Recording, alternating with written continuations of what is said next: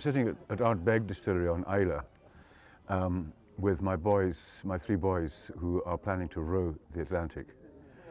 This particular exercise, which is, if you like, a practice run for them, is to row 300 miles up the west coast, collecting, so-called collecting whiskey from all the distilleries on the west coast. In fact, the distilleries have been hugely generous, all of them, and will donate a quantity of whiskey, which I will then blend and sell for a charity called Feedback Madagascar, which digs wells in Madagascar for the poor people there to supply water. They'll go from here, from Ardbeg. They've been to Lagavulin and Laphroaig this morning, and then this afternoon they'll go to Caol Ila and Bunnahabhain, and then we will spend the night in Craig House at Jura, or just lying off Jura Distillery.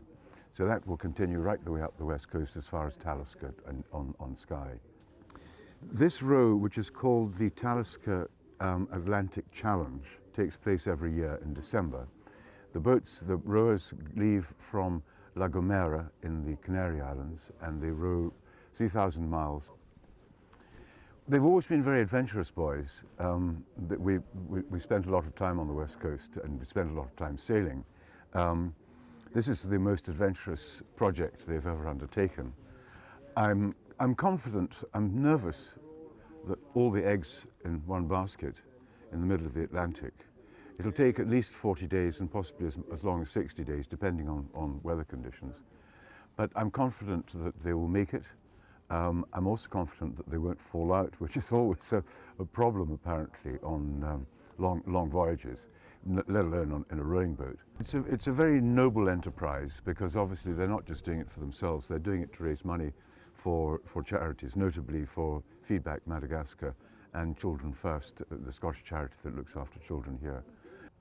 The whole idea of the pillage was actually modelled on a pillage that was done on Isla from 2003 to 2005 or 6, I think, inspired by some of the guys working at Lagavulin Distillery.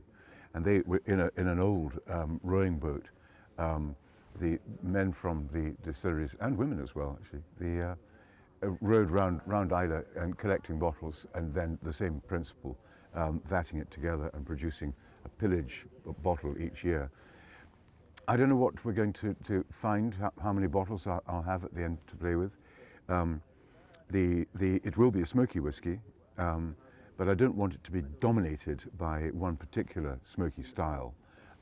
So it may be, some have suggested that maybe I do 3 different blends for the 3 different boys.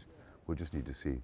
So check out the website, visit Royal Mile Whiskies, look at Royal Mile Whiskies website, buy a bottle and enjoy it.